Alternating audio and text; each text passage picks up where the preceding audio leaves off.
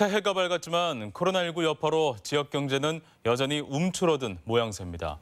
유동성 증가로 돈이 돌았던 부동산 시장마저 규제 강화로 얼어붙고 있는데 백신 공급 이후 소비 심리가 되살아나면 지역 경기에 숨통이 트일 것이라는 기대 섞인 분석도 나옵니다. 이경희 기자입니다. 코로나19의 경제 여파를 온몸으로 맡고 있는 소상공인.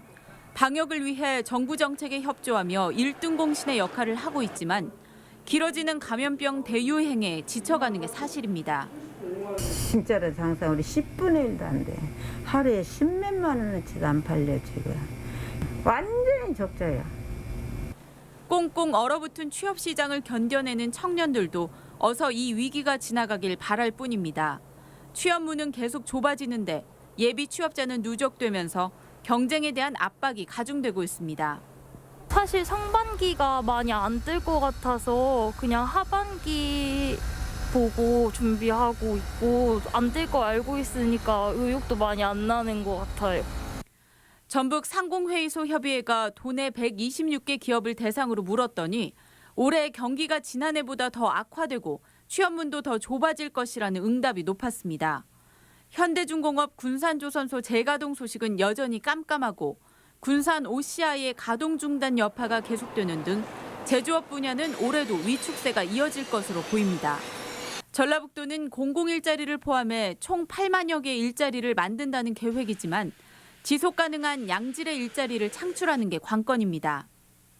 군산형 일자리 지정을 통해서 전기차 관련 신규 일자리를 창출할 계획입니다. 전라북도 일자리 종합지원센터를 통합 구축해서 청년, 중장년, 노인, 장애인, 여성 등 지난해 유일하게 돈이 돌았던 부동산 시장은 열기가 한풀 꺾일 것으로 예상됩니다.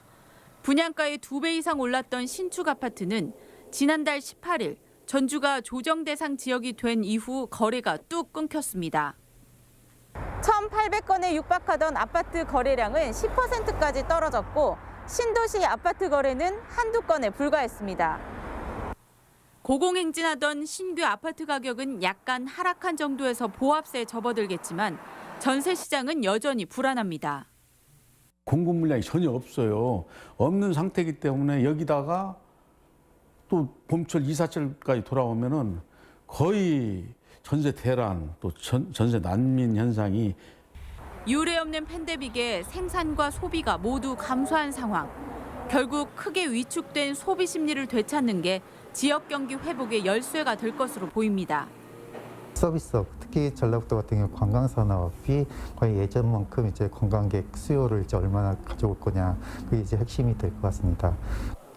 백신 공급으로 올해는 코로나19가 잡힐 수 있을 것이라는 기대감이 큰 만큼 침체된 경기가 반등할 수 있을지 모두가 주목하고 있습니다. MBC 뉴스 이경입니다.